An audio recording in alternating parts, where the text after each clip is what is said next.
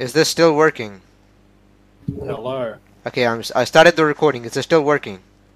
It's still working. I, Hello. okay, sweet. I didn't think that would work again. Yes. So anyway, for the third Before time, breaks. for the third time, Mike Z, please.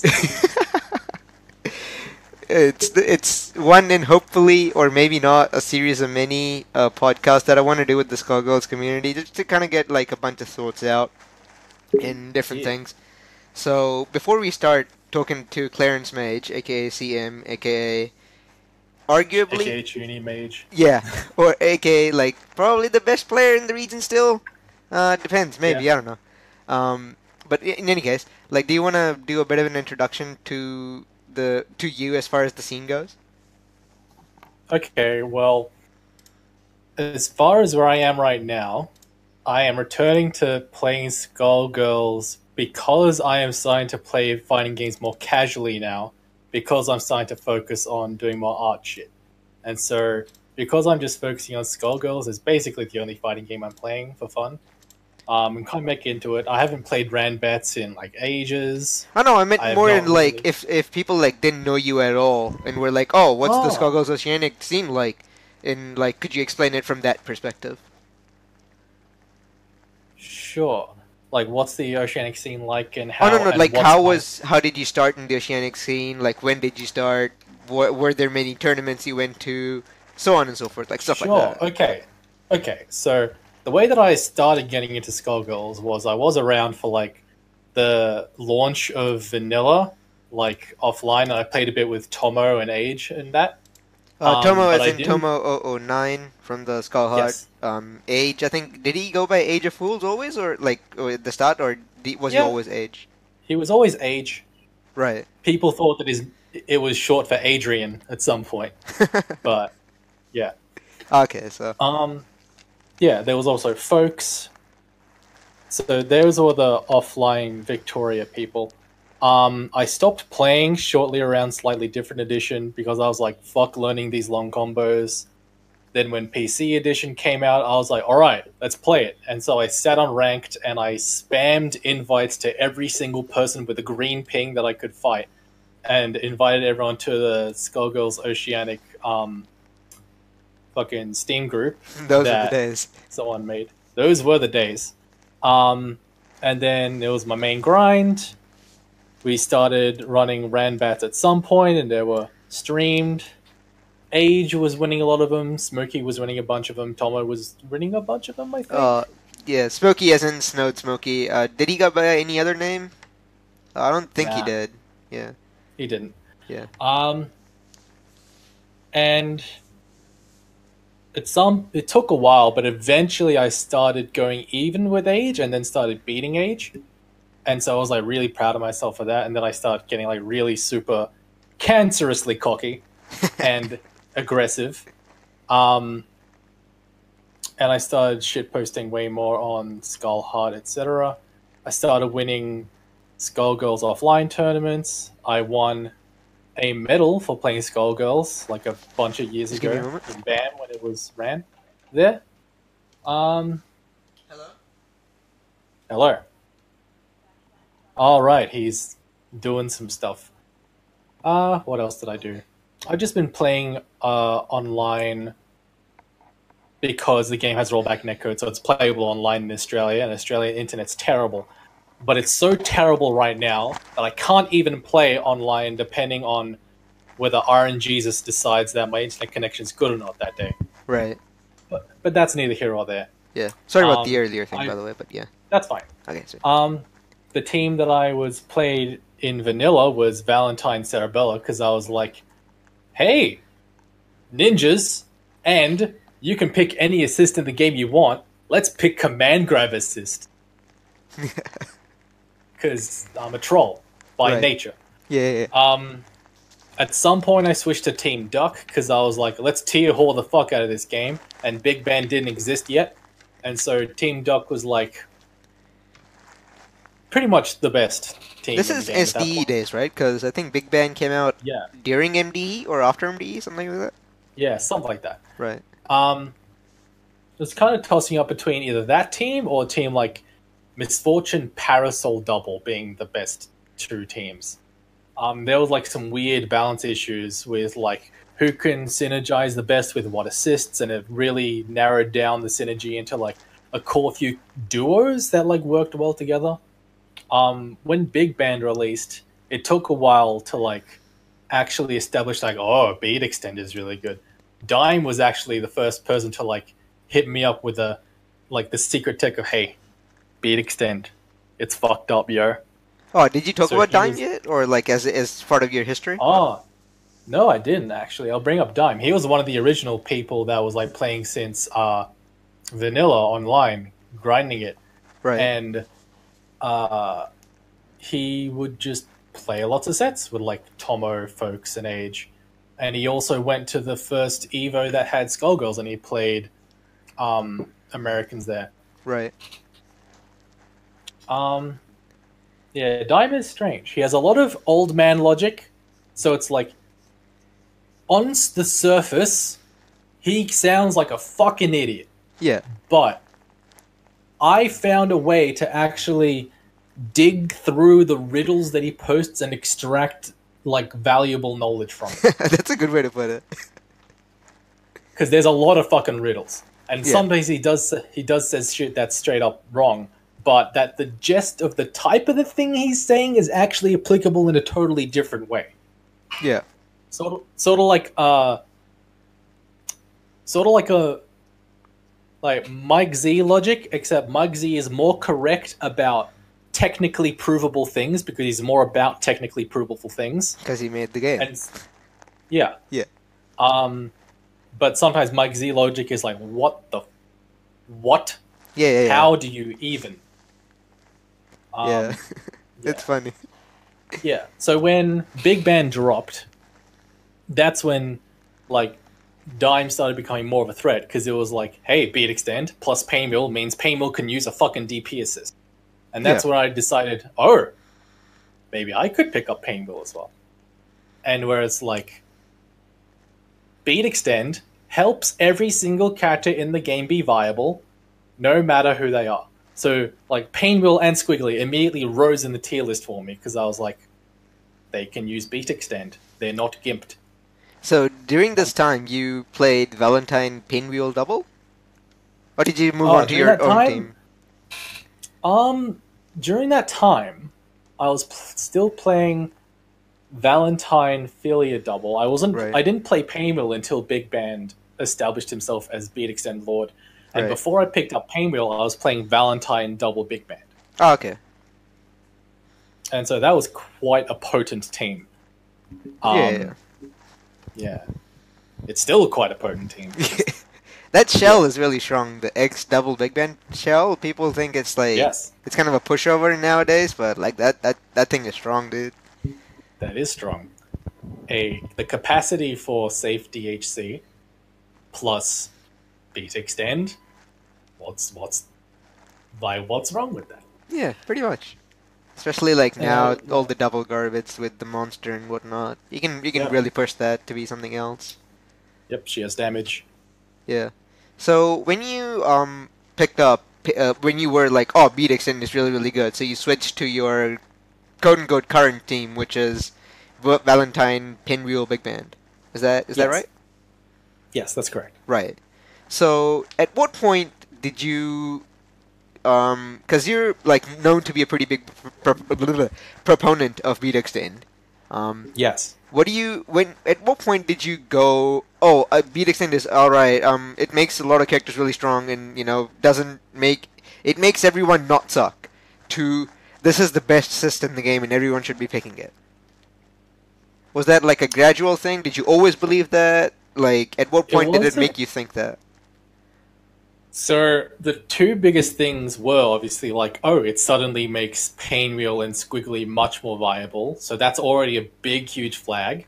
Right. Second thing was that for every single character I played, I was experimenting with how they could use beat extend creatively to like make them do shit they were not able to do before. And I was like, holy fuck, there is so much potential in the assist.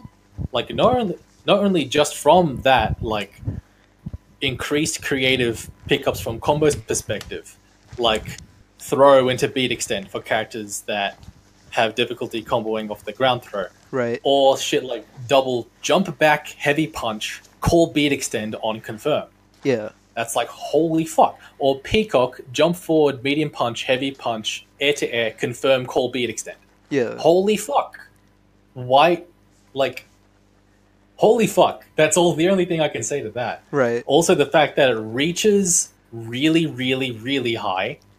It reaches really, really, really far.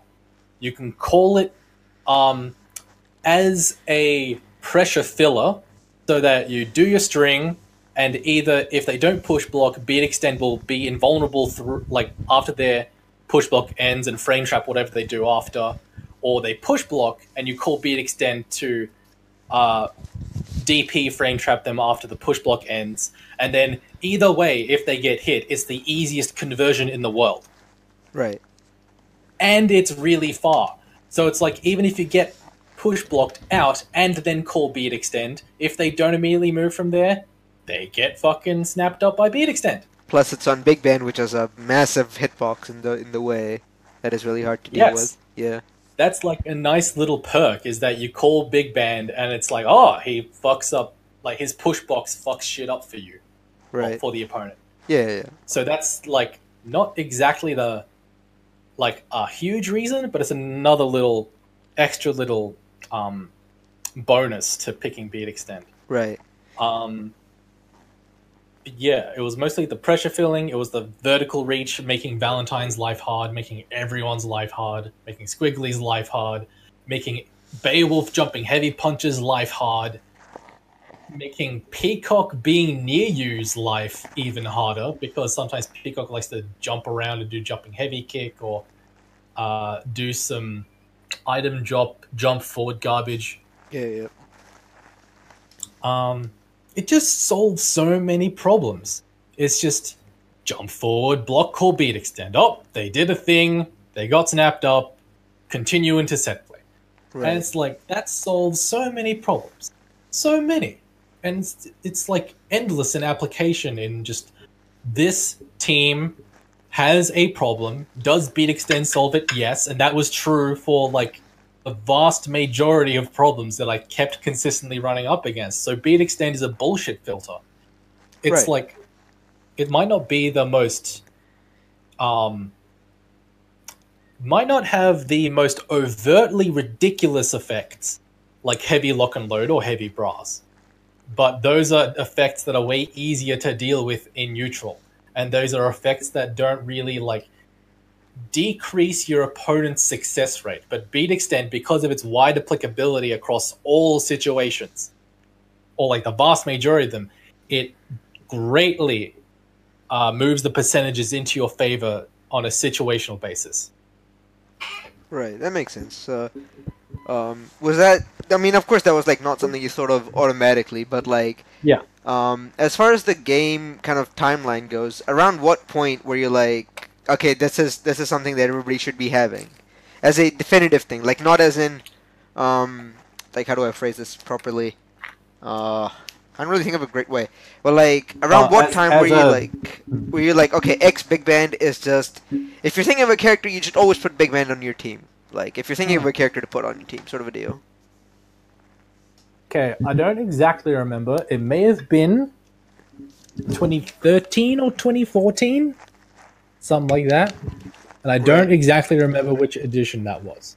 Right. It was definitely before Robo Fortune's release. Yeah. Was it around Eliza release, I think? Maybe? Maybe. Right. I think it might have been short. It might have been... I think it was slightly after Eliza release. Right. Maybe. Right. That makes sense. I don't fully remember. Right. But yeah, there was the reason, like I already outlined my reasons why it was like, this assist is mandatory. It's so damn good. And easy for everyone to convert off of. Yeah. Is there anything else you want to talk about the history that you thought was really like, not necessarily apt, but like something that a lot of people kind of forgot about, but you thought was really funny or important in terms of how like possibly how the meta developed, and or how like an influential player sort of changed what a lot of people thought, something like that? Anything else? Hmm. This is Well, like aside from like when I came on the scene, it was like end of 2014. A lot of the history was already done, as far as the game's exploration yeah, phase and learning the game for the game. You know, yeah. like people were still learning characters, but like the game's general sense of how to play it was figured out. So like I wasn't Hmm. privy to much of the history in that sense. So if there was anything that you thought was particularly funny or interesting, if you want to share that, if you have anything in mind, that is. Well, a lot of things is that I think the game kept changing so much patch wise that it was hard to really remember anything like that Right. because either something would be a huge problem and then patched, or something would like Big Band would suddenly exist and then change everything, Right. shit like that. Um, Apart from after that, there was sort of like Newt when he was around. He like when he started using H axe on me, I was like, hey, this actually seems pretty all right. And then I experimented with it, and then I made you salty with Valentine Axe Extend. So give a bit of history to people who might not know. Newt was like I want to say end of 2015, 2016, something like that. Hmm. He was an Oakland-based player. Played Parasol Eliza. I think at the start he played some stupid assist like DP assist, which was like who gives a shit. And then he played Parasol Eliza with X, and because he was a player, he was like, I'm never gonna pick Big Band because everybody picks Big Band. So like already CM and him were like quite like not necessarily butting heads, but not necessarily like Newt would look for things that CM wouldn't think of. So when Newt came up with HX, it was like he told me like, oh, this is so stupid. It gives Newt so many things and they have to think about. And I was like, oh god. And then he started playing against me with HX Yeah, with like Valentine, Eliza, Big Band. yeah. It's actually a very beautiful assist. It's like, what if heavy lock and load was an overhead? Yeah. And it's like you can't argue against that. I mean, heavy lock and load It's with like unlimited armor overhead. yes, heavy lock and load with unlimited armor and is an overhead and causes ground bounce on hit. Oh So yeah, if it that gets a dude. random Jesus air Christ. hit, it's trivial to combo off of. And so you get shit like being Valentine at neutral, do like call axe, super jump, shuriken hits, they get hit by axe, run forward, convert. Yeah, And that's like, wow, that was that was powerful. super fun to play against, even in its infancy. And I think I don't know Yeah. if people have like seen those posts, but I was like I made a lot of like You sort of made analytical diagrams. posts, diagrams. It was hilarious. It was like, oh god, I hate this Yes. shit. So I tried to beat Yes. that. That was a long time ago. I mean, after as soon as that happened, I think at some point after that you stopped playing. Yeah, I was focusing on other games.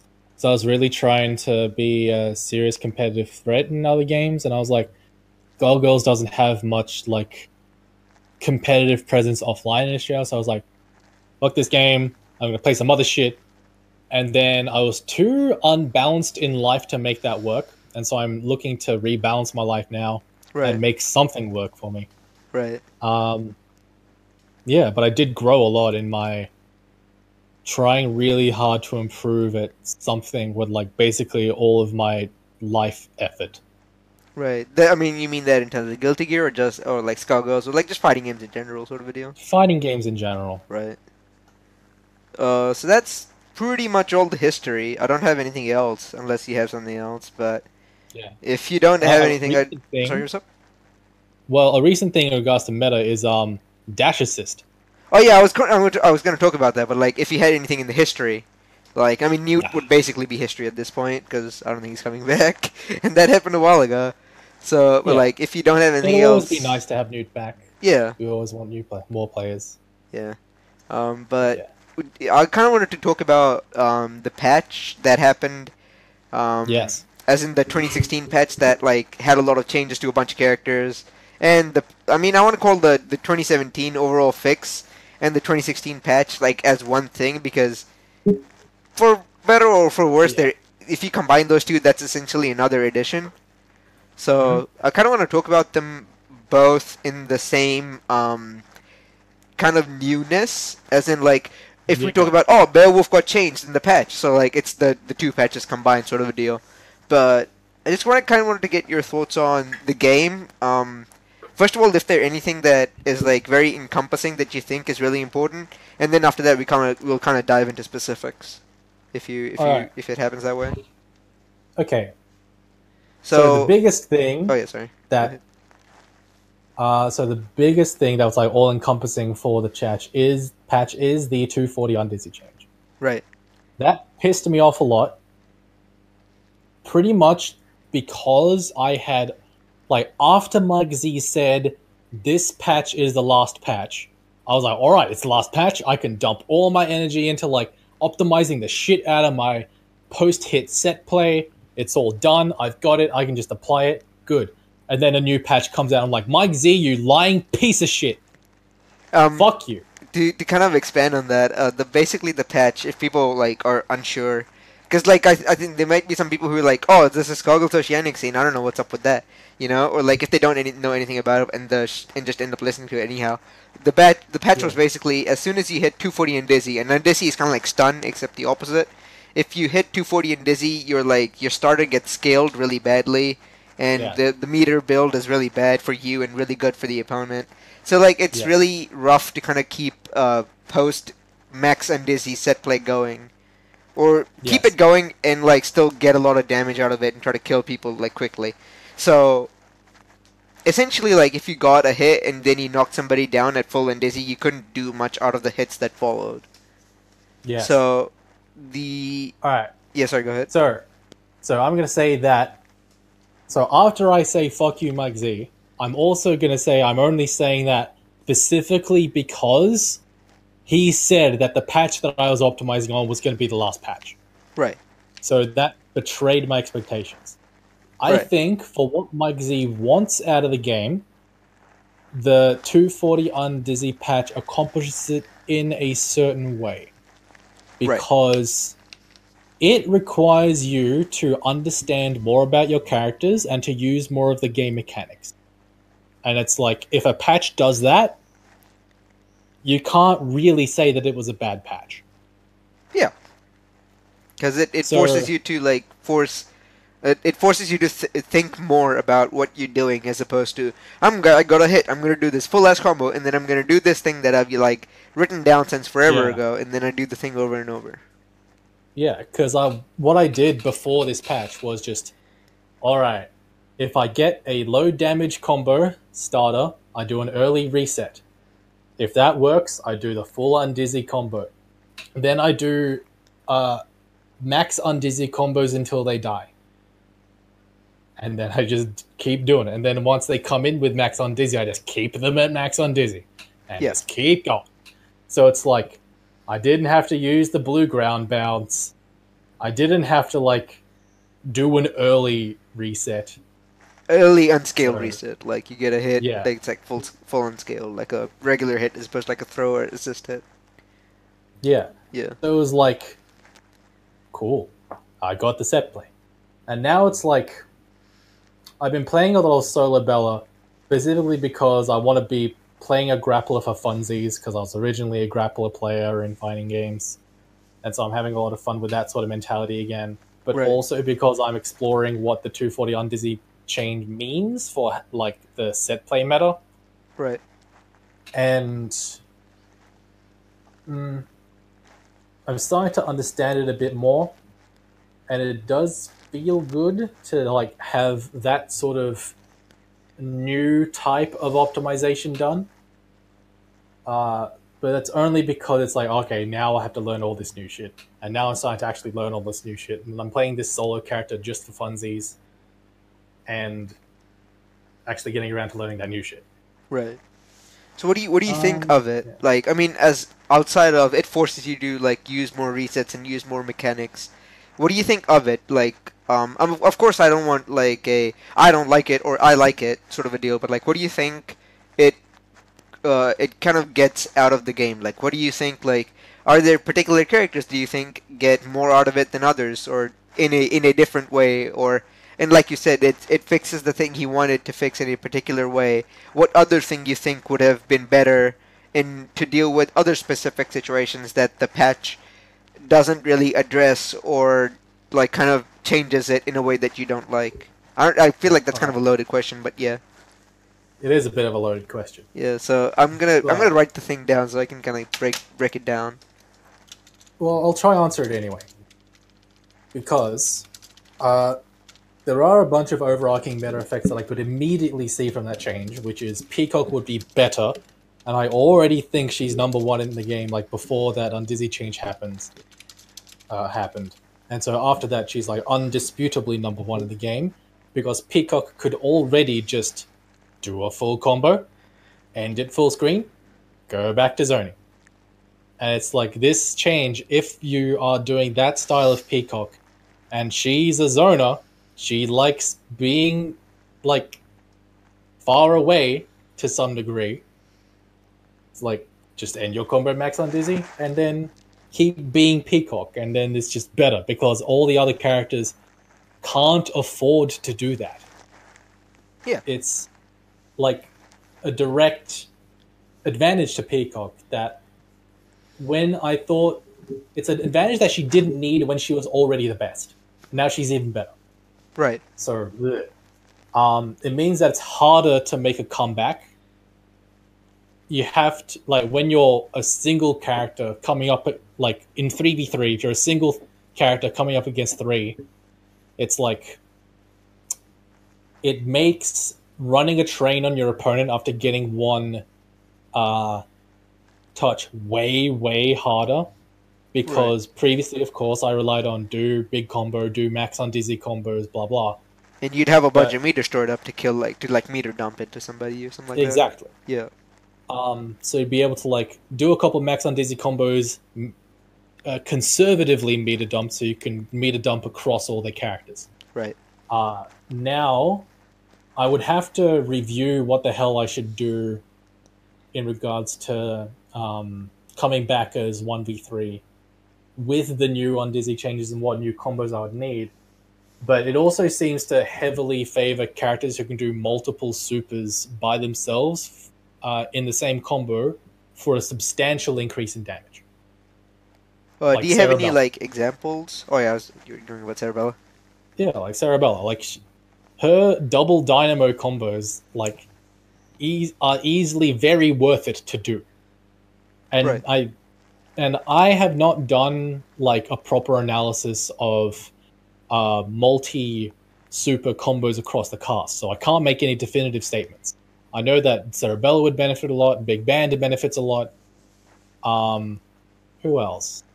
I don't think Philia benefits that much, even though she can get multiple Gregor, because the Gregor doesn't do that much. No, it barely has like 500 at worst. It's not great. Yeah.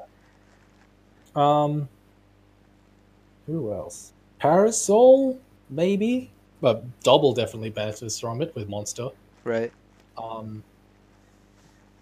Yeah. Characters that can do multiple supers by themselves with a lot of damage, well, for a lot of damage, benefit much more from this patch. So that introduces another layer of balance, stratification, divergence. What's the word I want? Fuckery. Another bit of balance fuckery, where it introduces another element of ways certain characters can be meaningfully better than other characters. So you think it kind of, instead of bridges the gap, it like, I don't know what the word for it is, it pushes the gap farther out. Yes, so I think that the game is less condensed balance-wise after the 240 on Dizzy patch. Right. Definitely so. Because there's more ways for characters to be better than one another. Whereas before, with the do max on Dizzy combo, and then just, do your full on Dizzy combo, then do max on Dizzy resets. Every character could just do that and just keep doing it, and it'd be roughly similar, and that was homogeneous, but homogeneity is fair, so... Right. As in, like, it would be easier to balance that per character, because Robo Fortune was designed not to be able to get a lot of that, out of that, whereas like somebody like Big Band can easily do that because he's got big hits everywhere. Yes. Yeah. So this also does mean like another credit towards Mike Z's vision, like with this patch, is that it does mean that you do have to develop your neutral more, Right. as opposed to like just get the hit, run the set, play, win. You have to actually fuck around with neutral more, so you have to be better at neutral to win Skullgirls. And that is like hard when you don't. Oh my god.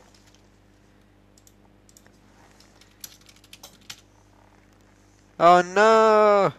No! Hello? Oh, sweet. It's back. Yeah. It's just something weird happened with my mic. Alright. Where did I cut off? You said it's harder to be good at neutral than Skullgirls. Yeah, harder to be consistently good at neutral in Skullgirls without beat extend, because beat extend solves so many problems, and Right. there's so much hot garbage that your opponent can throw at you at Skullgirls. Like, it is as if Skullgirls was designed in order to provide you with the maximum amount of unique gimmicks you can come up with to shit on your opponent when they don't know about it. So like it was designed to be chaotic. Yes, it was very much designed to enable that kind of chaotic creativity and to be really difficult to figure out. Right. And so making the game harder neutral-wise, if that's the type of game you're playing, can be really off-putting. But when you are funneling it through a method of consistently playing neutral, then it's still fine. But that's, again, where the making a solo comeback problem comes in, right? Yeah. Because being a solo and trying to come back against shit, where you have to deal with a swarm of gimmicks, it's like, ugh. So do you think that it requires you to be able to outplay your opponent more times than... that's kind of the point of, like, the team, right? The team is supposed to be more than the sum of its parts. That... Yes.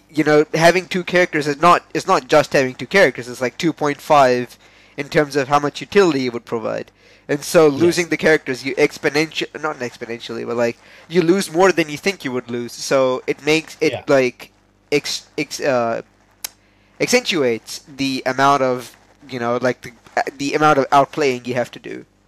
Yes. And do you think, I mean, like, again, not to really put a blanket statement on it, but do you think that's a good thing that has happened because of it, or? Well,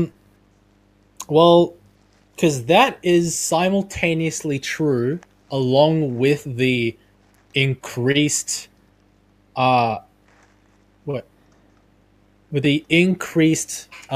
separation between potential tier listing. Right. So it's you need to outplay your opponent harder, and the game is less balanced. Right. So I don't know what to make of that. Okay. I mean, I guess that's a way to kind of put it that doesn't put it here or there, and it still provides a like a thing to think about. Yeah. As far as the kind of like, because what Mike Z talked about in the patch was he was pretty clear on what he wanted to fix was the post and dizzy teams just killing you off of 2 touches. Do you think, I mean, obviously it does fix that, quote unquote, but do you think it fixes the sentiment that it causes in a way that you would like?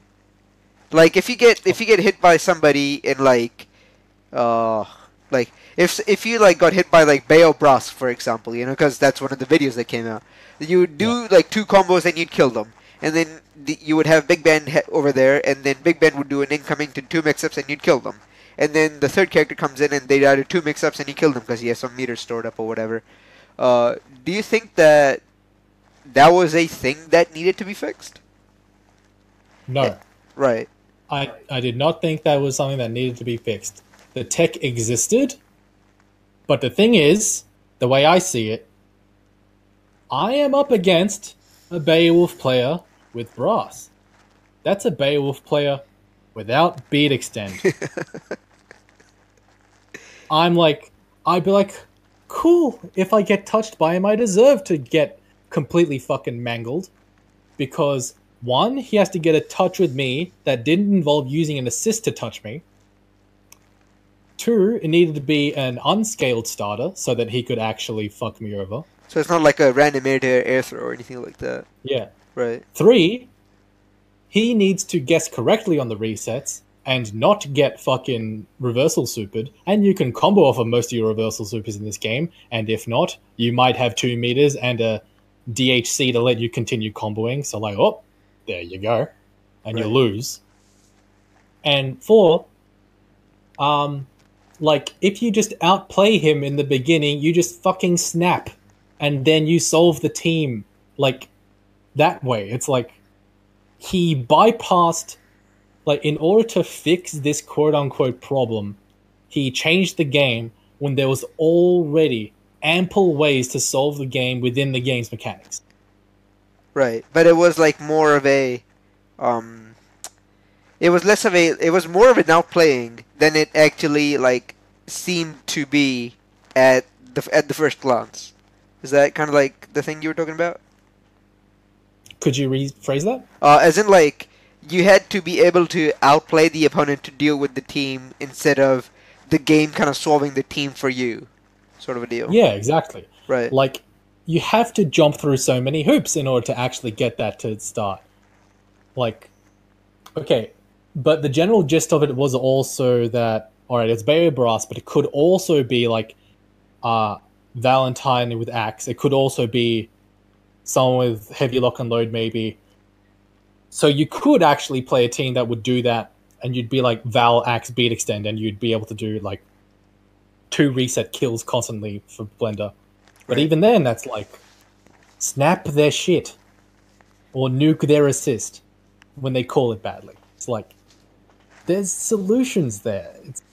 So I think that if the goal of the patch was use the rest of the damn game mechanics, you idiots, stop being degenerate, sure, that's a fine reason to patch. That's the exact same motive, reasons that he nerfed Dynamo because it was degen. That's the same reason that he nerfed Philly Jumping Heavy Kick because it was degen. Yeah, because those things like solved a lot of the stuff they weren't designed to solve or anything like that. Yeah.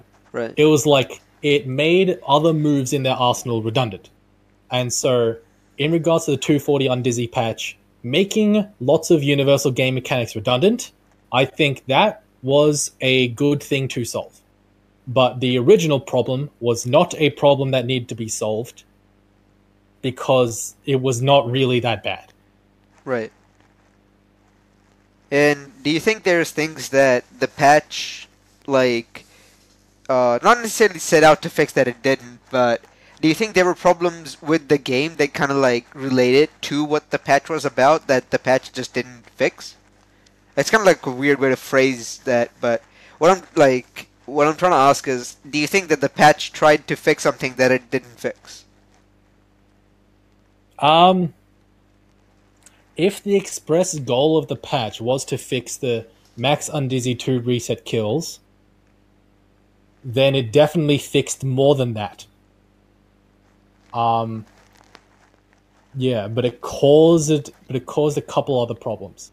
Right. I guess yeah, that's pretty much the best way to kind of put that thing, really. You did say that it fixed the things that it wanted to fix in a particular way. I know that you were kind of like on favor of like trying to see if there were different things to fix. Are there still things that you think that could be fixed with, like, do you think there are still ways to fix what the problem was in a different way that doesn't fix all the other things that didn't need to be fixed? Or like it doesn't cause as many side effect changes? Well, I did make a suggestion for a more complicated, granted, like it was a more complicated suggestion for changing the Undizzy. Right. But like a less heavy-handed max Undizzy thing would have been better in my opinion. Because I think the problem wasn't getting one set of max Undizzy reset kills. It was constantly repeated max Undizzy resets. Because I know that I would win games with like over 9,000 Undizzy stacked on my opponent. Right. And it's like, that is actually a bit stupid. And so if my damage was scaled to shit, when I reached like 500 Undizzy, alright, cool. Fair enough. Yeah. But like, if it was like, but the way it is now, I do think it is a bit too harsh, and it affects slightly too many things. Right. So like, so overall, again, like I hate to make these kind of things that like, oh, what do you think of it overall? Is it good or bad? But what do you kind of see the game as it is now, and kind of how do you see the game going forward, especially like related to the oceanic scene, and the way that the people like us play the game? That would all just depend on how much we actually like, uh, how much we play, how much we pay attention to learning, and how much of what we actually do. Because I think that if we were to all make a concerted effort to improve as a scene again, then like, I don't know, there's a lot to discover in that, and I don't have a clear, definitive vision of what that would look like, because there's a lot that I need to actually. There's a lot more info that I need to get, because there's a lot of like boxes of information in my brain that haven't been filled with information that I need to fill it with. Right. But yeah, yeah, Right. That kind of makes sense. yeah, I would need more. I would need more information to make a definitive statement. Okay. Trying to think of anything else. Do you have anything else about the game? We didn't really go about over the character changes. Yeah, you can bring up a bunch of character changes. Yeah, we can kind of go over some of the more drastic ones. One thing I really wanted to talk about was Beowulf, because one, we don't really have very many Beowulfs in the region. The one really notable one we had was like Newt played Beowulf for a bit, and he didn't really know any combos. And then Sieg tried to play Beowulf for a bit, and then he stopped playing. So what do you think about the character when he came out? What do you think about the character when he was essentially reworked? And what do you think about him now, especially related to the Undizzy changes? Because he was one of the characters that kind of caused the Undizzy change to happen, you know? Yeah. Yeah. So what do you kind of think about that? I have no legitimate opinion on Beowulf after the Undizzy changes. Right. Because I have not played against anyone with him that was good enough with him to give me a good sense of the character, and I have not learned the character. So, like, I can't say shit. I do not have a legitimate base to make my opinion from. Before the Undizzy changes, I thought that Beowulf was good, serviceable, had good damage, had good mix-up, had needed to play a little bit patient in neutral, needed to like do jumping heavy punch, beast cannon stuff non-retardedly, and then sometimes retardedly. Right. I think that on the surface, tying more of his damage to hype makes it so that you actually have to deal with hype as a mechanic, where you could ignore it before. So changing that is a good general balanced thing. It's consistent with the good changes Mike Z has made to the game. And pretty much I can't actually think off the top of my head an outright, straight up bad change that he made. Right. That wasn't either fixed later or like ended up actually being good and I was stupid. Right.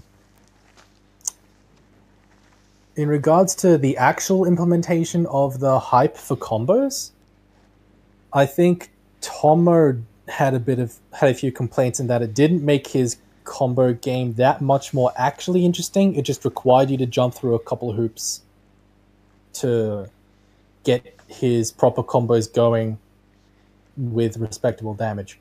Right. Does he have any extra neutral options from building hype? What do you mean, sorry? Does Beowulf have any extra neutral options from building hype? What he gets out of neutral from hype, if he has one hype, he can turn his anti-air super, which is pretty decent at just anti-airing, into damage. Okay, that's pretty good. He doesn't, Shinshoryu, if you have two hype, gives him stuff after it, but even then, that's kind of like, eh. So basically, it's more like just combos. The anti-air super one is significant, because it's like, is it unblockable even if you're descending? No, you can block it if you're on the way down. Okay, but it's still a good anti-air. Yeah. Like if they're sticking out anything, they're gonna get scooped. Yeah, so that's significant. Was that a new change, or was it something that was present in old Beowulf? I think that was there before, but nobody used hype, Okay. so nobody cared about using that. Okay. So I think that if Beowulf's hype mechanic was like actually wanted to have more legitimate use in making the character interesting, it should have behaved something like Order Souls charges. Right, Or because something like Johnny Coins, where it actually gives him legitimately more options, like when he has it. yeah, because that was the plan. Because the way he was talking about it, he was like, "Oh yeah, we should make. I want to make it like Hoss," and then I was like, Yeah.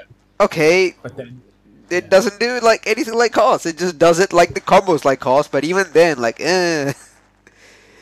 you know, yeah. So, if the only difference in neutral he gets is he can combo convert from anti-air super, then that's legitimately not enough. More should have been done. right." I mean, he got like a bunch of other changes, like the crouching heavy punch. If you don't have the chair, you can spend hype to pick up the chair after that. Oh, I forgot about that one. Um, he also like this was not related to hype, but he Okay. got the throw down the chair with the jumping heavy kick and double jump.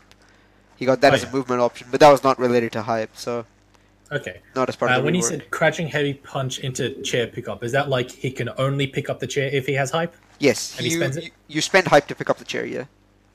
Like, okay, but that's like the fucking crouching heavy punch. Yeah, That's like you're doing it close, and it's hugely armored, and it's a bit of a gimmick. It's yeah, a powerful thing that they have to deal with, but it's a bit of a gimmick. And spending hype to just like make it either safe or get a chair combo after, it's like, eh, right. eh. So I don't you know. still think that like the overall change to the character was a lot less underwhelming than you would have thought it would be, given that the kind of the statement of the changes were so what they were to be, I guess. Yeah, Right, but again, have to like disclaim that I do not have a lot of personal experience in Beowulf. right. That would be something Um, we'd have to get Tomo for, I guess. yeah. Right, So take what I said with like a mountain assault. But right, if crouching heavy punch is as useful as I think it is, which is situationally at best, then the chair pickup thing is like, eh. right. It might be really good for like covering opponents doing like wake up supers and shit. Right, But so it's like armor through their wake up super into dead arm time right. if you can do that. And You if can they already block, do that you before just pick up anyway. chair. But if it gets Yeah, but blocked, it's then you can like pick up the chair out of it and get some plus yeah, frames. so that's significant.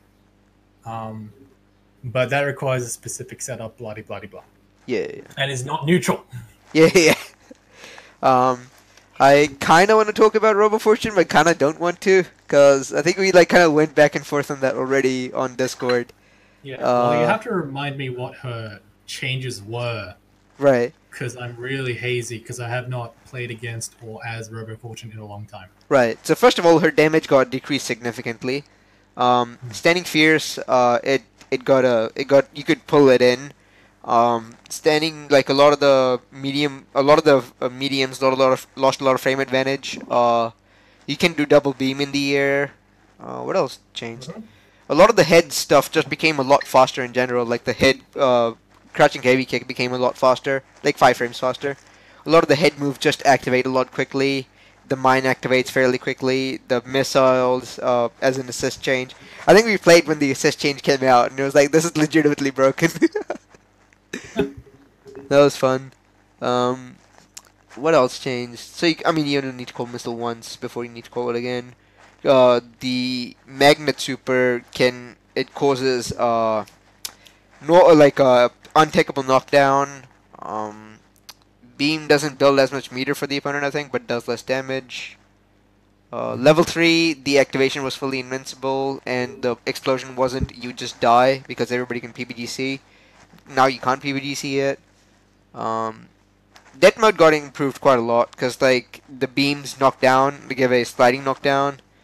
Whoa. Okay, that's big. The like the ground, medium, and light beams, they'll all knock down. I think the air beams also knock down, which is pretty strong. The double jumps, double jump cancels not being overheads was a thing. What else? I'm trying to think. Oh yeah, the run speed became slightly slower, but like that's not particularly that's not as strong as you would think, because it only was as big of a deal from like full screen, which isn't where she'll be running in. She'll be running in from like mid screen, where that's still basically as strong. Well, the thing is that when I did fuck around with Robo Fortune back then, I would actually run in from like full screen, right? Because like mix up between beam zoning and rush in your ass, or like fake rushing in your ass and go do some more beam zoning from mid screen. It's like if you're full screen, go in, do beams, or jumping heavy punch, shit like that. Or if you're mid screen, zoom forward, nibble. Yeah. It's like both of those are like really good. I really like Robo Fortune's horizontal movement in regards to zoning spacing. Right. Like, how much experience do you personally have with playing a character like Dulcim? I played Dulcim in ST for like 2 months. Not particularly seriously, but I did play him for 2 months. Okay. Well, Robo Fortune reminds me a lot of that. Right. Like, that kind of character where you're really caring about where the opponent is moving on screen and you're using beams to limb them. Right. Like, you're using beams as if they're Dulcim limbs. Yeah. And so, if those are like... were they made more plus? I think like the beams did get like a bit better recovery. They got, I think, a bit more damage, but a bit less chip. Well, I think they still had more chip than what they had before, but it was like, I think, like 200 chip and like 400 damage or something. I don't know. I'd have to look up the patch notes. So I think it's like clearly Robo Fortune's like up close mix up is worse. Her damage is worse, but a lot of her neutral stuff is better, and that's where like she was like mostly designed to be. Right. Even though like her up close mix up was fun and good. Yeah. The jumping medium punch, like double jump and then fast fall and whatever. Yeah. Yeah. But doing all the Dulcim style beam zoning is really good, and if it's less minus now, then that's good. It means you can get more like you can research stuff like beam into guaranteed or mostly guaranteed head call in exchange for them moving forward a little bit but not far enough to actually challenge you. Stuff like that. Like I think like if someone like Big Band reads it, that they can still like car rush punch you and hit you if you do beam into head. But like that's like a hard call out. And yeah, exactly. It's like just don't get hard blast from full screen. Yeah. And also she had a bunch of quality of life changes, like the crouching light punch, the air is invincible. The crouching medium kick pulls in on hit. Like the quality of life change is always good. Yeah. Trying to think of anything else. Like the staying medium kick, knocking down was always there. Not knocking down, but like pulling down. Yeah, like it was like more neutral focused and less like rush downy and less Marvel 2 Iron Man-y, where you just get a random hit and you do like a bajillion damage. Yeah. And so I think that because of the Undizzy changes and those changes to Robo Fortune, she is in a better environment for her new strengths. Right. Yeah, that makes sense.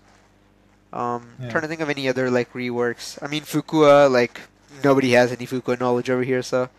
Yeah, I have literally no opinion on new Fukua. Yeah. I have, no knowledge at all. Right. Double monster. It's good enough. It's good.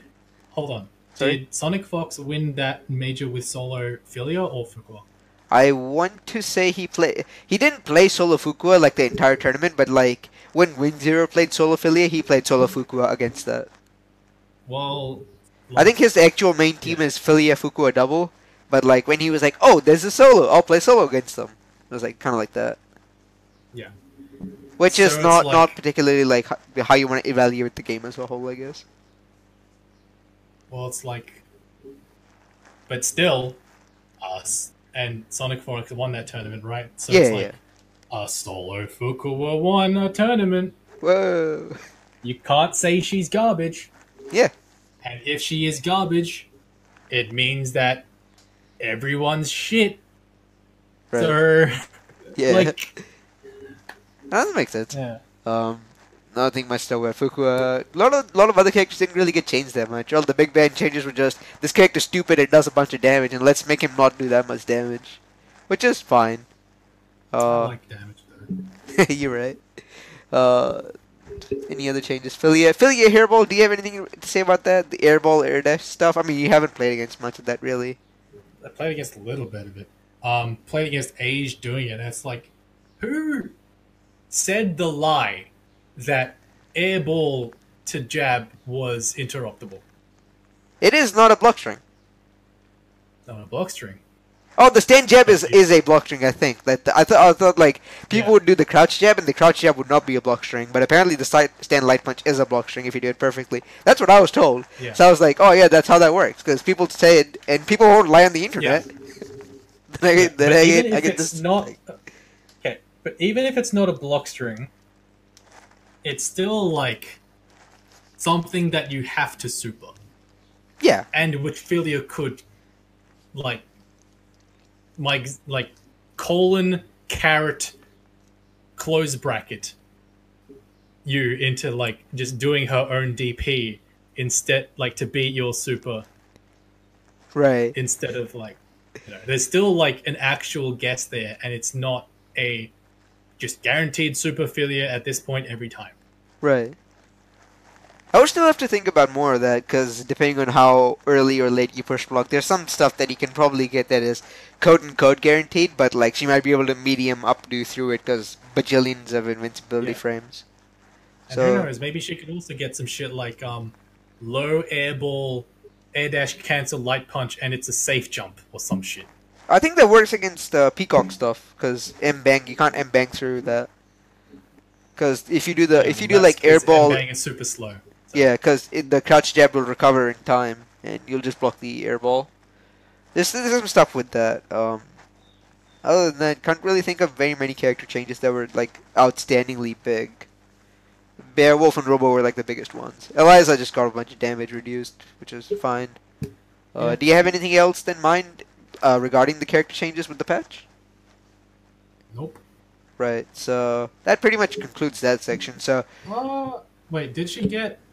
Were the hatred install changes new, or were they old?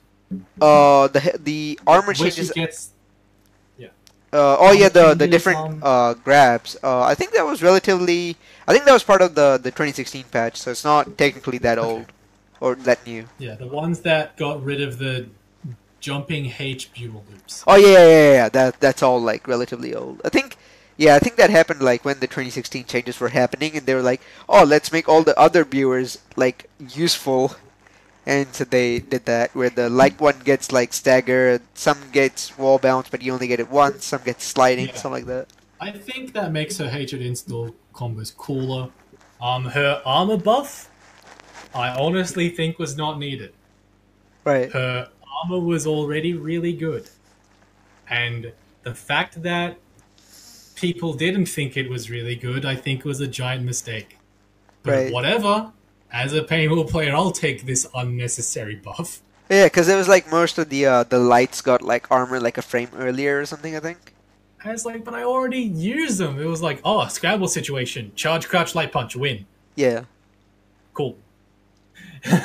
Yeah. It's like you can't hit the buttons, and when you can't hit the buttons against Painwheel, you kind of have to block, and you kind of have to block for a fairly long time.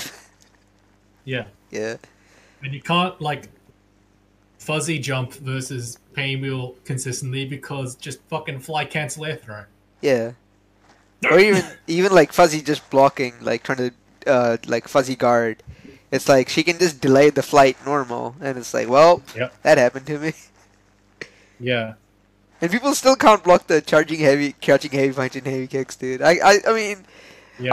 I'll put Yeah, myself on that's blast. I can't block that. I'll get hit. And the moment that people like, sometimes some people have blocked it. Yeah. And then I think, are they reacting or are they just going, fuck CM, I'm just going to block this high? And if they think, fuck CM, I'll block this high, just do charge, crouch, heavy kick. The real test is if they throw it, because that's the actual big brain. Yes. People haven't been throwing it here. And if they throw it, yay. I But mean, then Painwheel flies in your face Oh, yeah, and you would dude. throw in Oh. a face. yeah. I mean, by the time that really started to become a thing, you kind of just disappeared. So I don't think people will be throwing it anytime soon. Yeah. So yeah, I I have mean, to play Painwheel again. yeah, But that's a little way off. yeah. But considering vaguely maybe playing Bella Painwheel, maybe for funsies after I have optimized Bella enough. I don't know. That's potential. Right. I I mean, that's still like way down the Yeah. line, especially once your net gets fixed. Because I don't want to play on that Yeah. internet. Yeah, it's fucking stupid because right now we can talk and it's fine, but the Yeah. moment I fucking play anything, it's shit. What the hell? Yeah, it's kind of dumb, huh? But yeah, Australia. pretty much. But is there anything else you thought about the game or the character changes, the game as a whole, that you kind of thought that we were missing? We didn't talk about dash assist. Oh yeah. I forgot about that. I mean, I guess we can. We can talk about it now. Yeah. So dash assist. I actually came up with that idea way before I started implementing it in proof of concept, because there was a Skullheart thread that was like, "What's the best alpha counter?" And I was like, "All right, dash is actually secretly the best alpha counter in the game." Yeah. Because you can biken. You can just spend 1 meter and be old Guilty Gear biking. Yeah. If you block something, no, you don't get to hit buttons. I get to hit buttons. Yeah, it's stupidly good. It as an alpha counter. It's like what the fuck are you doing, idiot? If you call it as an assist, because you don't recognize your team order and you think beat extend is on that, and so you mash it, and then Valentine comes out dashing, and you're a moron. That can meat shield some people, dude. You don't know. It can meat shield. I have sometimes called it legitimately to meat shield or body push them away. Right. But that's like that's like I want this incredibly small optimization for this incredibly large risk. Right. But yeah, dash alpha counter. That's like the moment that you see them do a fucking medium alpha counter jab. What are they gonna do? Super. Then it's a mix up between like alpha counter jab or alpha counter block. And both, and if they're wrong either way, they die. And if you're wrong either way, you're just fucking blocking against a medium. Yeah. So it's not like they're gonna fucking tick throw you after, unless it's like. Unless it's anybody. No, even then, like nobody can do that. They could if it's like a plus medium. Even then, you can just push block them. Yeah. Yeah.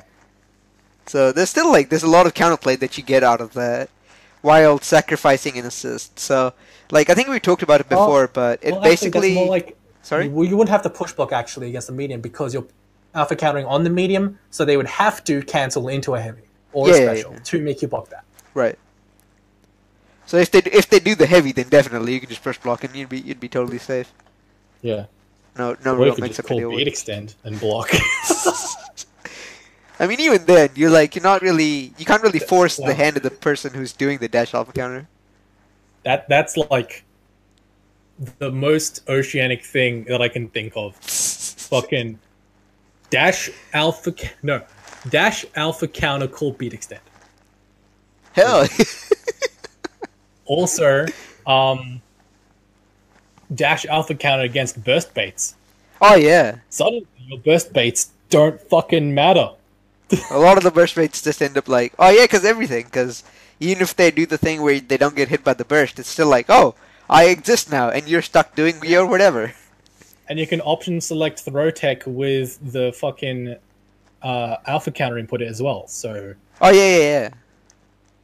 So it's like the air throw burst bait mix up suddenly doesn't exist Yeah. if you spend 1 meter. It's like if they're doing a burst bait on you, they probably have done a huge undizzy combo on you, and you're gaining a fuck ton of meter, so you have the meter to burst alpha counter dash. Right. Wonderful. And so that assist is most viable on Valentine and Misfortune because their assists are situational at best, and so you have access to the most fucked up alpha counter in the game.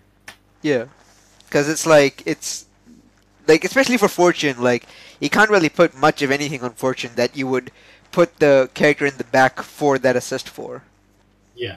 So it's like you can just give her this utility that will be more useful than having another DP assist that is arguably the worst DP assist. Yeah. So like it gives you a lot of things that you wouldn't think about, but it's just very team sort of situational on a team where it's like you have to kind of have a good shell, and then you can put it on that character that's not part of that shell, or like is kind of part of that shell, but even then, like not really that super integral sort of a deal. Like I think we talked about it being like Magdoom. Like Magdoom is so good, you can just play Magdoom and just not have to care about calling Phoenix. So that team works that way. Sort of a deal. That's sort of similar kind of. Yeah, I mean, of course, it's not totally similar. Like the Phoenix as a win. Not analogous, but the pattern of your third character, like instead of it being the anchor that you don't give a shit about, it's the point character that you don't give a shit about. Yeah. So overall, we kind of had like a bunch of discussion about the patch, what the undizzy changes do, what they kind of provide, what they don't provide, what the side effects of the changes are, the character side effect changes are, character changes are, and basically dash alpha counter, which is like I think we talked about it when you were talking to me about me playing Fortune Robo Band, and I was like, I don't know what assist to put in Fortune. You were like, try dash assist. I'm like, oh, okay, sweet. And then now I think Shuffle tried it, but now Shuffle is not playing Fortune, which is probably Shuffle is just not playing because he is scared of getting wrecked on stick. He broke his pad, and he's avoiding playing stick. That guy just needs to grind. Yeah. I mean, we can talk about the scene, but yeah, that's kind of basically where it's at. I'll need to be right back. I gotta go to the toilet. Okay, sweet. That's fine. I don't have anything to play in the background, do I? I have no idea what the song is. Let's try that.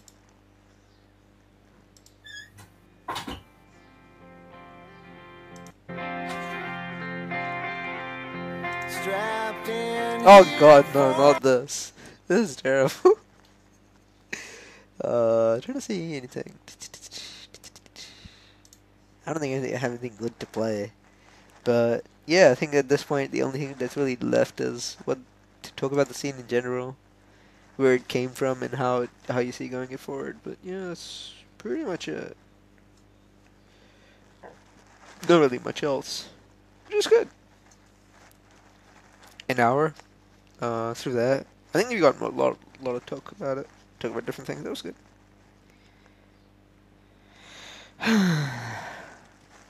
Oh, there's something about 2002. Let me see that. I love 2002. Oh no, Nameless. Nameless is a stupid combo. I know.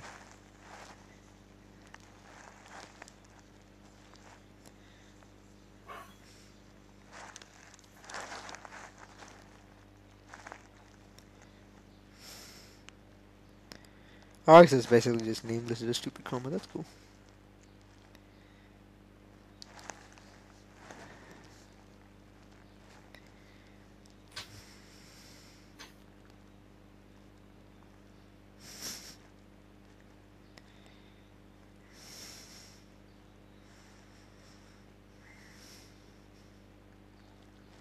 No. Any funny jokes on Twitter?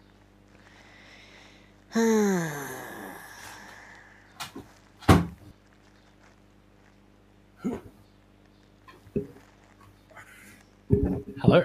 Oh, yep. So I was just kind of like just mumbling that we pretty much got through a lot of the what we thought about the game, kind of like some of the history that I want to talk about, what the game going forward is, what we think about the game. So pretty much the only thing that's left is kind of going over the scene, and Mm-hmm. for that I'd pretty much do a similar pattern of what do you think of the scene from its past, what do you think about its present, and what do you think about the future. So kind of starting from the past, I think we kind of talked about the past, like the scene Yep. as in like individual people. But what I wanted to Yes. talk about was more the scene as a collective whole and what, I mean, obviously it's not necessarily a hive mind, but what the scene's kind of overall thinking was. Were there any notable exceptions for that, of course? What do you think about it now, and what do you see it going in the future as being? So, with the past, like, what do you, especially during the Steam days when it started, what did you think about the scene as a whole? Like, I guess kind of like in terms of quote unquote how tryhardy it was, how like were there many notable people who were like looking to push the game? Were there many people who like didn't care? Stuff like that. And if you want to bring up individual people, that's also fine. But like, yeah, Okay. Well, um, I think that in general, it's really hard to find people that actually try hard games in Australia, even ones that have like actual presence in like local scenes. right. It's just generally like Australians, like as a people, are generally really laid back and yeah, nah, mate, Yeah, yeah, yeah. you'll be right. Um, but So like the culture I doesn't breed a lot of try hard, get good. yeah, Right. Dime was very try hard, get good. Um, when he was still maining Skullgirls, I decided to pick Skullgirls as my try hard, get good game. Because I was like, rollback netcode has online scene, has Rambats, let's go. Redmant Um, is an offline stuff, right? and online stuff Oh because we yeah. had like some streams. Uh, give me just one sec. Right, right.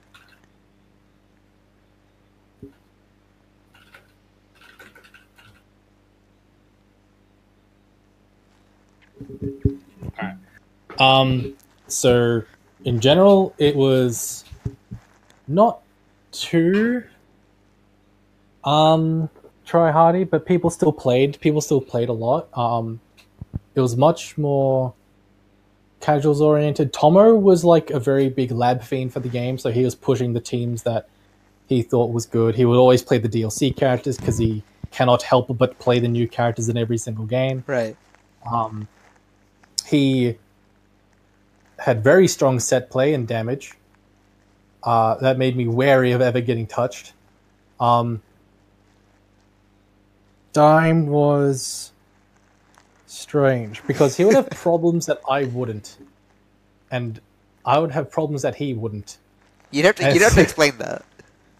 Like, he would have trouble against Age's Cerebella double team when Double still had 3-hit Light Bomber. Right. Because he, like, with Painwheel as well. And I was like, that's a good matchup for Painwheel. Right. And he was like, no, it's not. And I'm like, yes, it is. So it's like, it's weird. It's because he had kind of like somewhat reductive ways of thinking about things and thought that he knew a lot more, knew enough information, but he did have different kinds of information that other people didn't have. And I was willing to like really grind the situations and understand everything on the most basic level that like if I were to like do that and push that forward it and people like actually paid attention to it, they would like it's like a lot of really basic stuff that anyone can benefit from and that people just aren't doing. As in like And stuff that I people find, would know, but they wouldn't know. Like they wouldn't implement it, but they would know about it.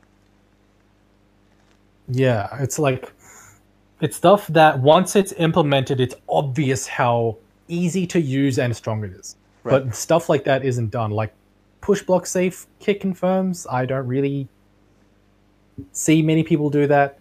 I don't really see like really optimizing your hit confirms in general.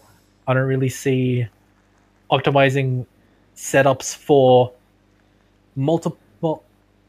I do actually see that where it's multiple mix-ups for one setup, but also having the setup be safe as fuck. Right. I don't know, just a synergy with beat extend, obviously. I don't know. I can't think of a lot of specific things because it's like in the really like deep parts of my brain that I have not touched in a long time. Right. No, that's fine. So I'm slightly talking out my ass. No, it's fine. Like what you're saying does kind of make sense. Yeah. Smokey is casual-ish. Folks played by feels and by trolls. Ash played as well, and he made a Valentine guide, so that was good. It was sort of like, there's also Dean as well. He was present for a while, but unfortunately he didn't really participate with the online scene that much. He did more offline stuff. Oh, okay. And so it was good to see him there.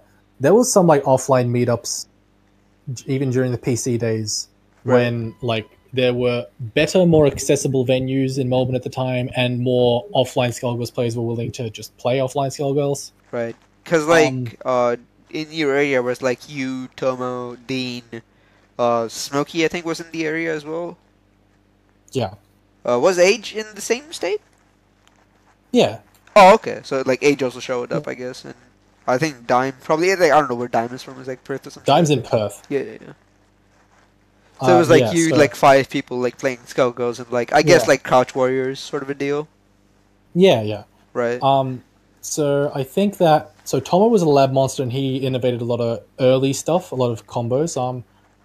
But in general, for like direction of how the scene was, like I don't think I would be overstepping my bounds by saying that I am one of the most influential like innovators for Australian Skullgirls. Yeah, that makes sense. Because I do invent lots of new stuff. I do come up with fundamentally different ways to conceptualize the game. I come up with a lot of ideas on this is what I think the best possible thing is. Let's try it out. Let's lab it out. It works out in theory. Why not implement it? And then it's not getting implemented and I'm sad. Right. But yeah, it's like people. I don't know what to think about that because I can't make people adopt what I come up with, and I can't just go, "You do this now, just do it." Like they have to actually see a reason. They have to want it. They have to be willing to put that in. Like in general, the scene is much more casual than pure try-hard innovation competitive, and lots of the players don't have like that kind of willingness to invest innovative thought into Skullgirls, because one, innovative thought is hard, so like not everyone can like not everyone has like the personality for it, because you have to be a bit of a crazy person to be an innovator. Yeah. Because like in order to innovate, you have to say the way we're doing stuff right now is wrong. You're all wrong. I'm right. So you have to be crazy to that degree and to be willing to like actually put in the time to research shit and actually put forward a thing that says, I think this because XYZ, this is provable this way, that way. I guess that sort of stuff is what led to a lot of your you and Age butting heads over the course of the years? Yeah. Or is that different? Okay. Sort of, yeah. There was also me like getting really up myself about it, but like being validated with what I believed by starting to beat Age. And I was like, yes, the power. Yeah.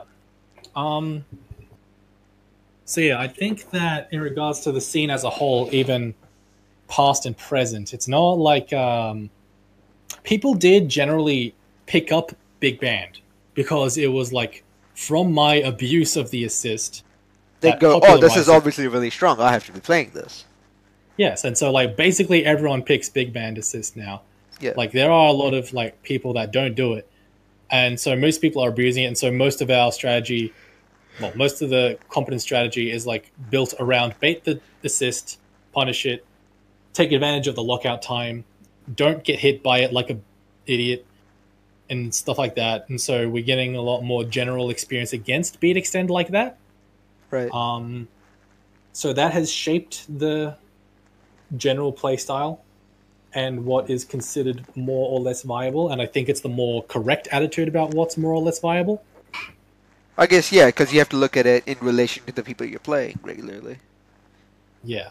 And so because unfortunately, like, I wasn't in the position to actually travel during when I was like in my prime time for Skullgirls. I couldn't test my theories overseas, so that sucked. Right. I'm just gonna have to hold that.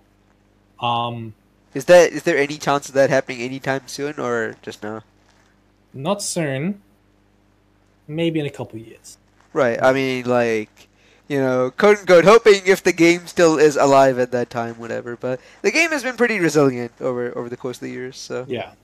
So there's much reason to hope for that. But It would depend on my willingness. Well, not my willingness. My ability to pay for the damn flights myself. Right. So, like, if I were able to do that and comfortably do that and be, like, able to actually, like, it's just a money issue, really. I would I need to, like, support myself to a potent enough degree that I'm able to shell out tickets to go overseas. Right. And not think twice about it. Right. And also, like, hotels and, like, just the cost of staying in America, because that's quite a lot. Yeah. Worst, like, that cost can obviously be mitigated by, like, being housed by someone, but then that has, like, another layer of, like, trust. Have I already destroyed my reputation enough so that is anyone actually willing to fucking house me? Right. Which is a legitimate issue. Yeah. It's fair enough. Like, I understand it. That's fine. Oh, that makes if all that I saw of me was what I posted on Skullheart, I would not house me either. Like, that's fine. That's fine. I think the way you carried yourself on Skullheart and the way you carry yourself, like, even in the Steam chats was quite different, like, and a lot more temperamental in the Steam chats than it was on the posts. And that would be, like, especially when you would post on my improvement threads, it would make a lot more sense in the way you were talking. Because you've talked to me a bunch of times, and we conversed over, like, years at this point, yeah. So it's like, it makes sense why he's saying what he wants to say. Yeah. The most of the reason that I would get so triggered in, like, the Skullheart threads where I just, like, start, like, autistically screeching is that I would be so dumbfounded that people would not understand incredibly basic parts of the game and think they're competent. And it's like, what the fuck are you doing? And it's like, like, I have no proper words to describe how dumbfounded that is. It's like talking it's like playing Street Fighter 4 and thinking that FADC is bad. It's like that level of what the fuck is wrong with you? Right. Oh, you don't mean like bad for the game. You think like it's like, oh, this mechanic isn't worth being used or isn't worth using. Exactly. Right. It's like, it's that level of what? FADC is obviously good. Right. Ugh. That makes sense.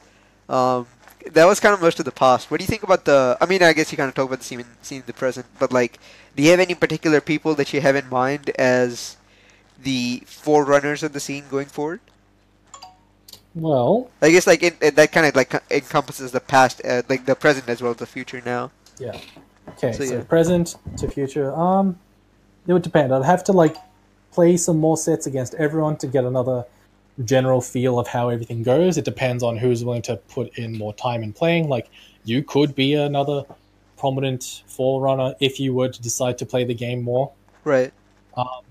Jedi Link is obviously, I think he's, like, number one right now in terms of, like, results. It's not a stretch for me to say that if I were to, like, re-establish my form, I would slap him for free. Yeah. But because I'm not willing to do that, he is number one. Right. So it would be like, number one is you, number two is definitely Jedi, sort of a deal. Yeah. But at the moment, for what I'm willing to do, Jedi Link is number one. Right.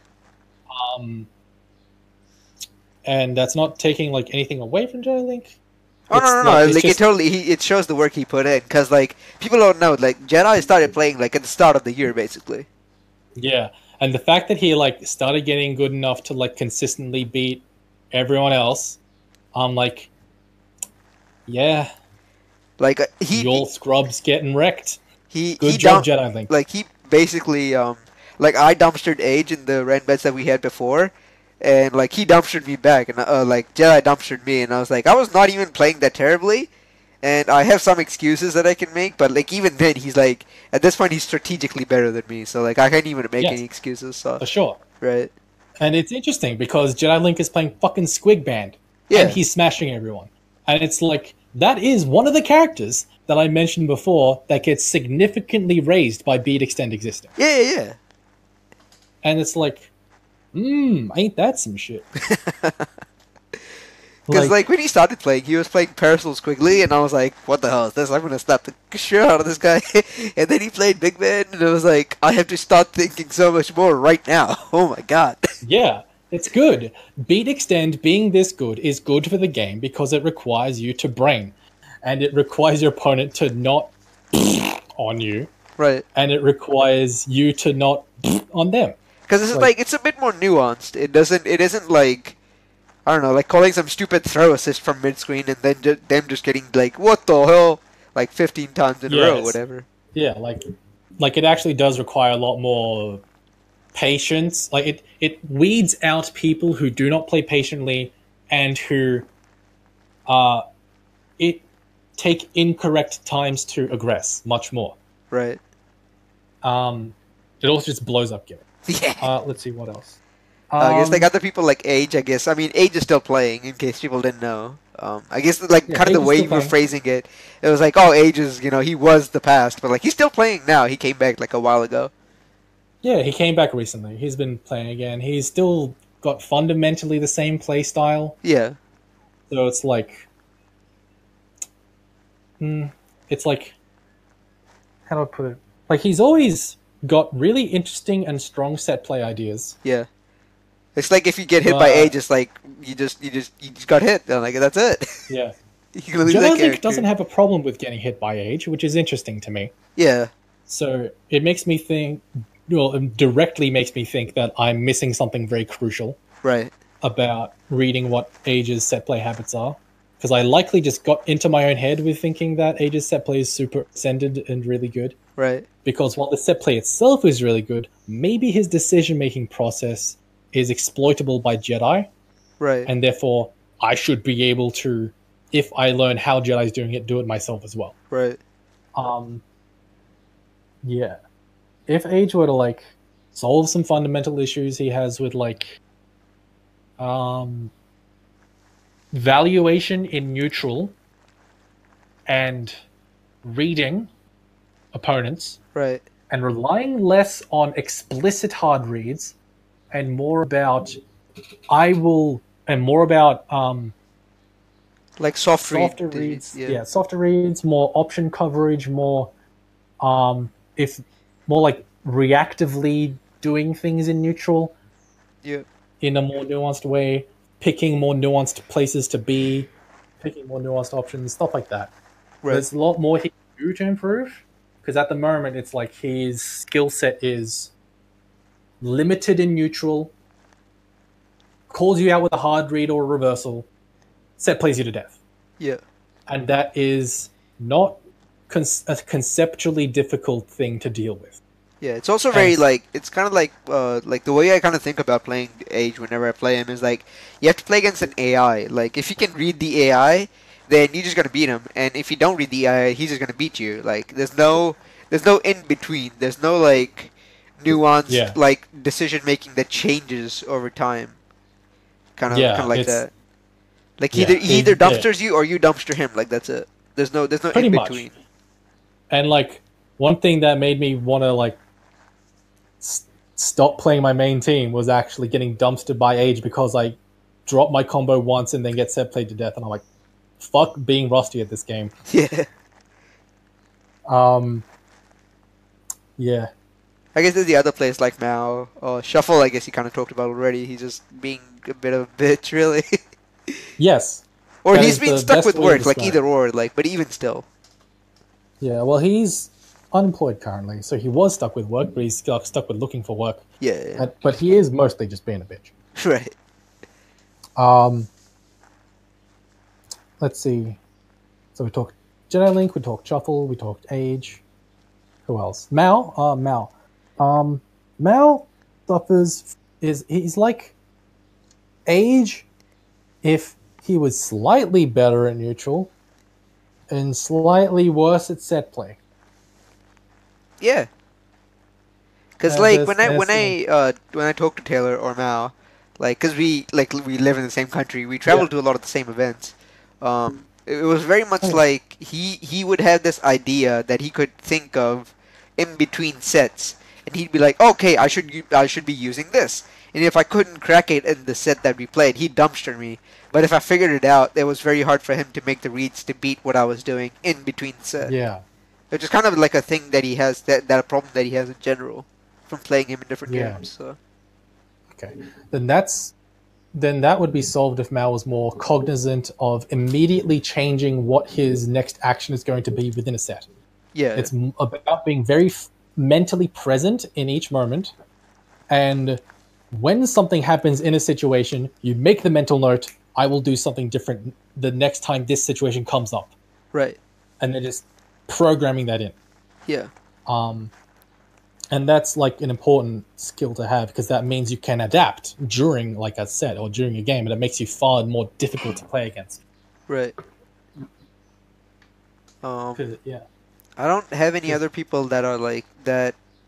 I mean, I guess like the quote unquote forerunners of the scene at this point in my mind. I guess like Haggith, but like Haggith kind of just plays the game casually, really. Man, Haggith is like, man, I played some sets against Haggith recently, and I had a lot of fun Yeah. doing that because he's like, okay, so he's not really good, Yeah. but I think he's a lot better than He's- people give him credit for, and the results give him Yeah. credit for. he is much better than people give credit for, and what his results give credit for. It's like he hasn't like grinded a lot of the. His Like, set play he- is like super basically, like it's like basically Super non-existent. His movement is not nuanced like at all. Yeah. It's nuanced in some degrees in like the micro sense, but not in the using dash jump or using air dash sense. Yeah. Like he does not use air dash much at all with Misfortune. That's like a big thing. Yeah. But even then, the fact that he can randomly dumpster on people without having air dash, that's terrifying.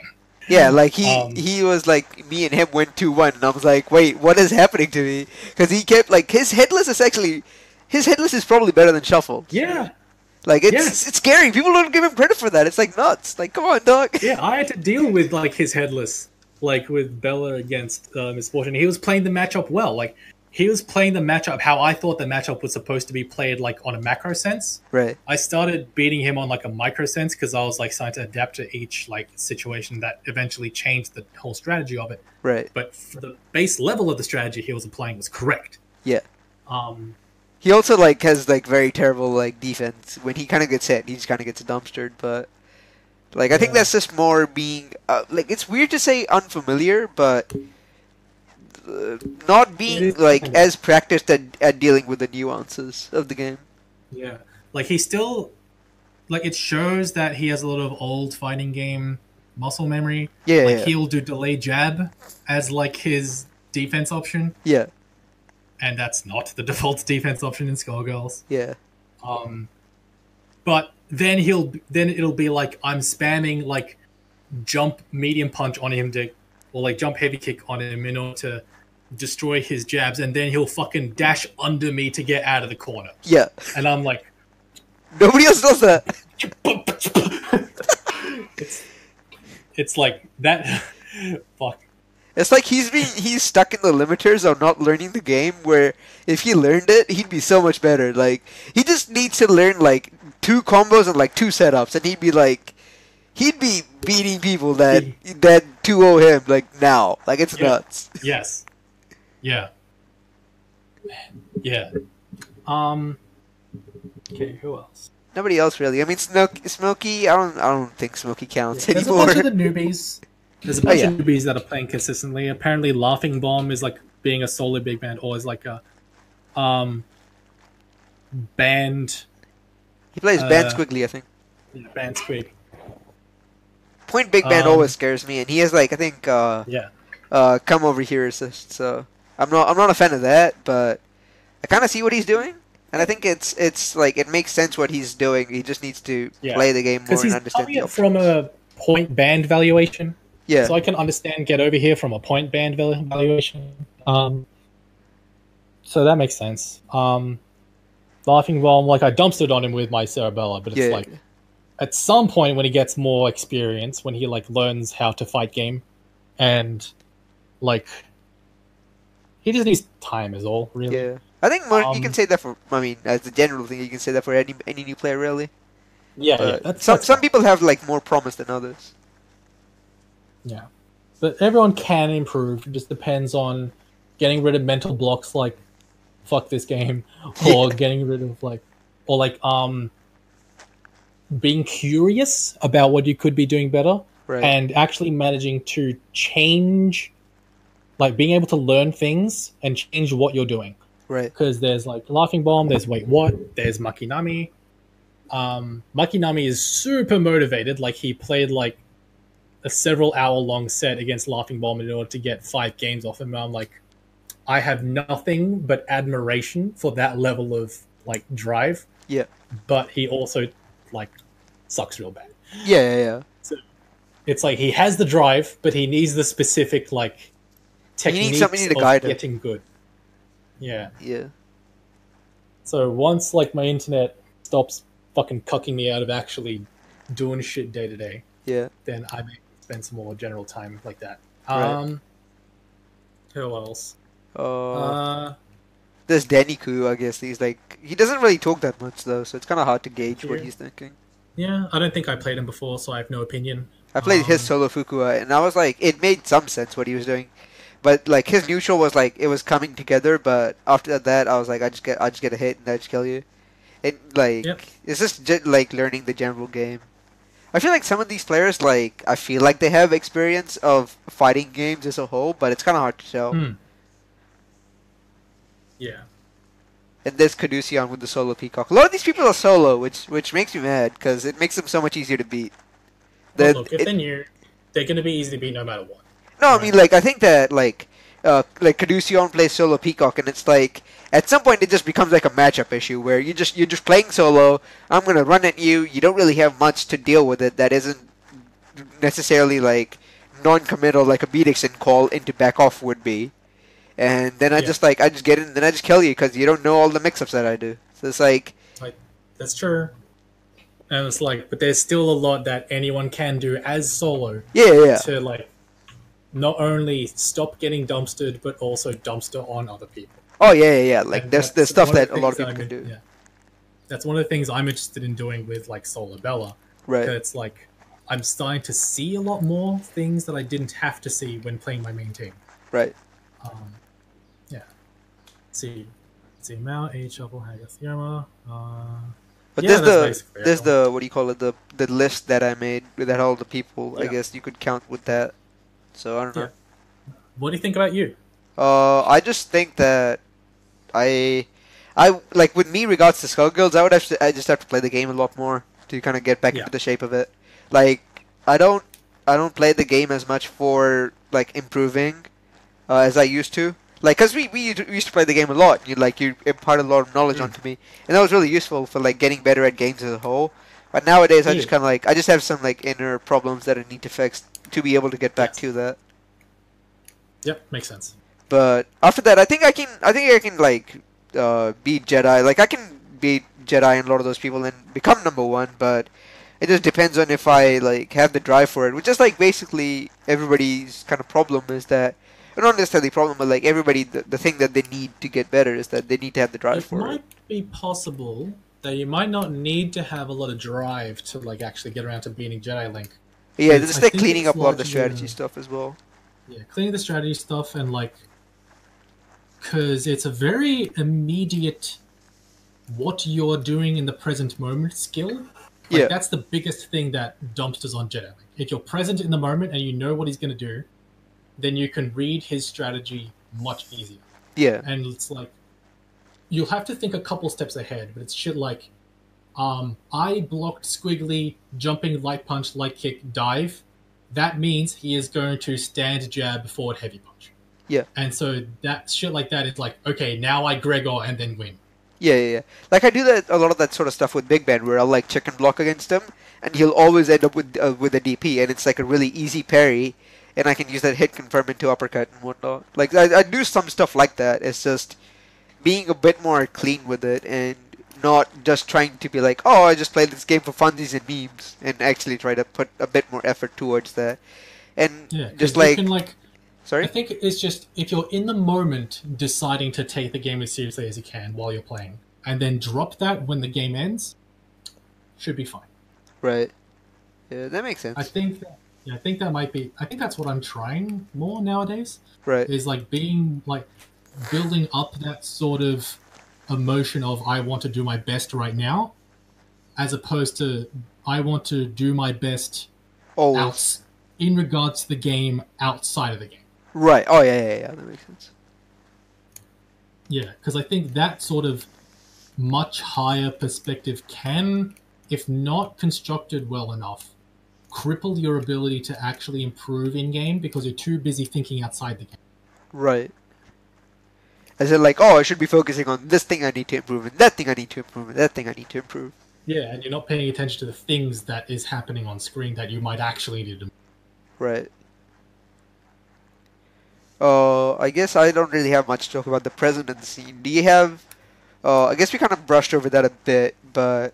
What do you think about the scene going forward? Like, what do you think about... Because, like, Ranbats has been a thing for basically a year at this point, like 11 months? Yeah. 11 months or so? Because I think it started in November, because when you and Shuffle had the idea of doing it, and then we just kind of ran it for, like, since, like, November, and now it's, like, December, October, so it's been like, 11 months.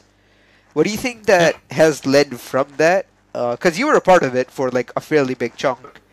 Yes. Even as for, you know, for being on the outside of it. And what do you think it kind of going forward, what do you think it looks like?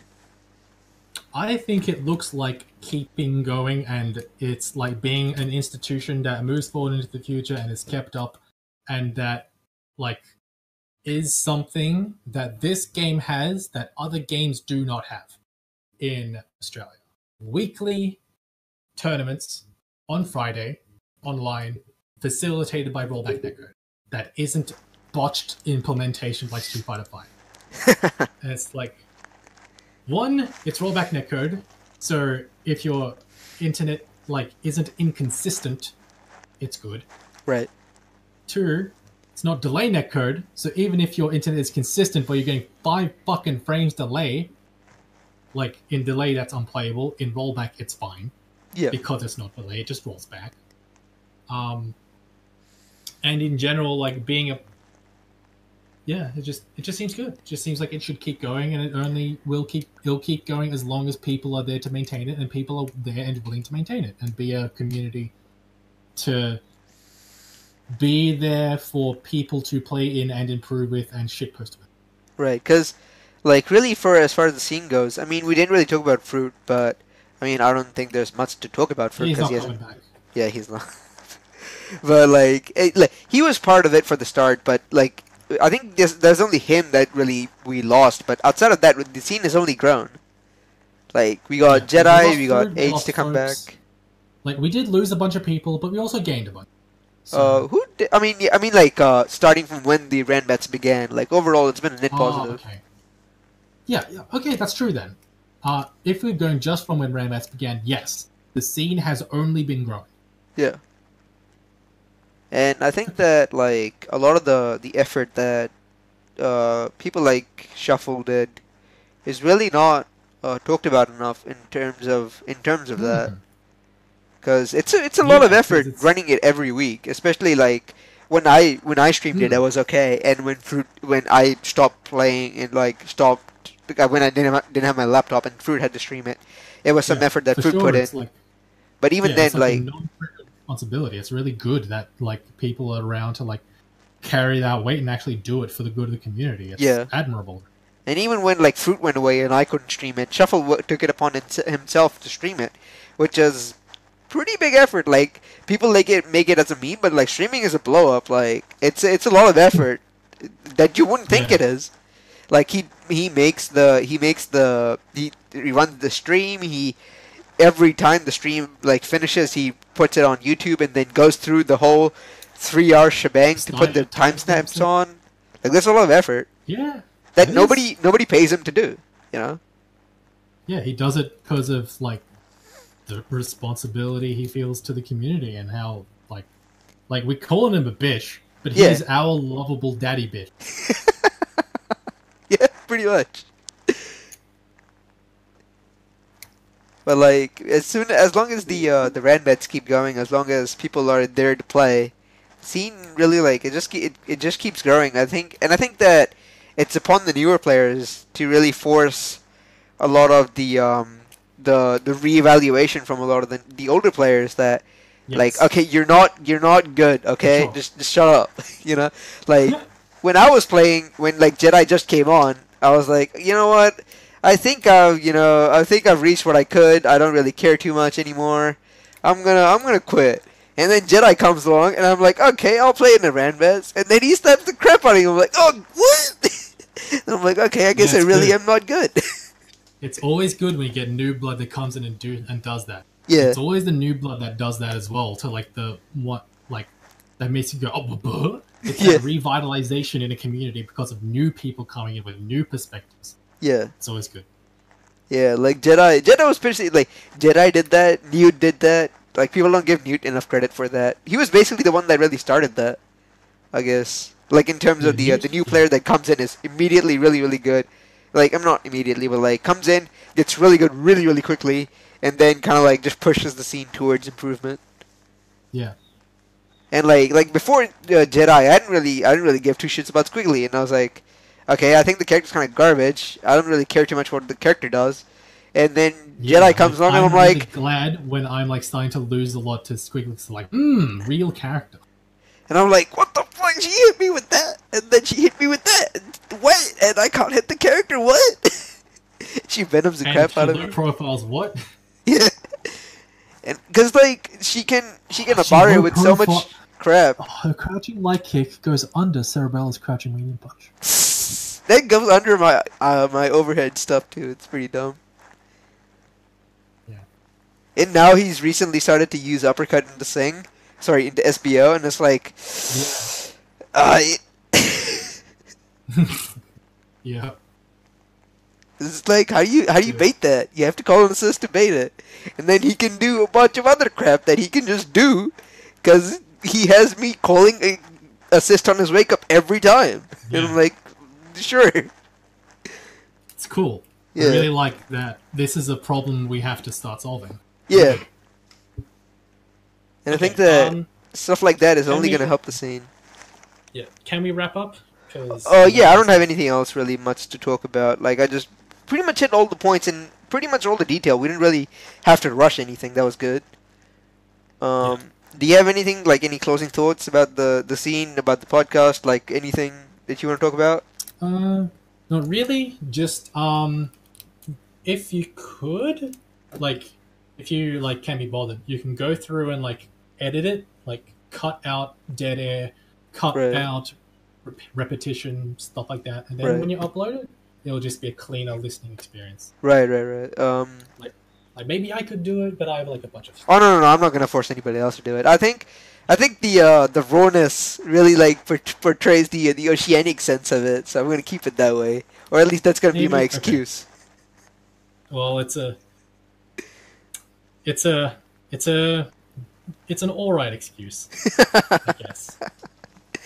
Yeah, I mean there was like some parts that I could kind of cut, but like it's kind of whatever.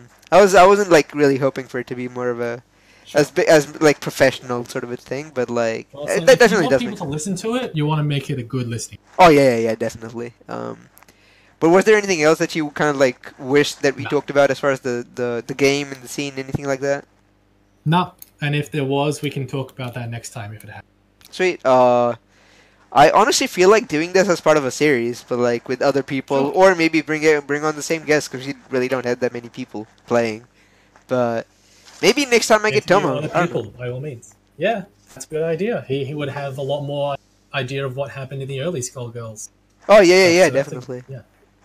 So that'd be And tight. you can get his different opinion on people like Age and Diamond Me and stuff like that. Right, that makes sense. I'll talk to Tomo about that. Hopefully he's able to do it for this amount of time, which I think is not kind of If it's a weekend, it's not unreasonable. yeah. Pretty much what I wanted to say. But yeah, that's pretty much it. I don't want to keep you for too much longer. Thanks to people who listened. Thanks CM for doing this. I didn't ask if it was okay to call you by your real name on this, but I don't think you care too much about that either way. Fine. And I think it's probably better to call you CM because people wouldn't know you as that anyway. Yeah. But I don't think there's too much else for anybody else to say here. So thank you for people who's listening. I'll hopefully try to do this next weekend because it's pretty fun to do this, and I don't really spend too much time outside of it. So thanks for listening, and we'll catch you next week. Hopefully, I don't know. See you at some point. But yeah, Bye thanks for doing the CM. Anytime. Sweet. Yeah. And yeah, that pretty much explains it well.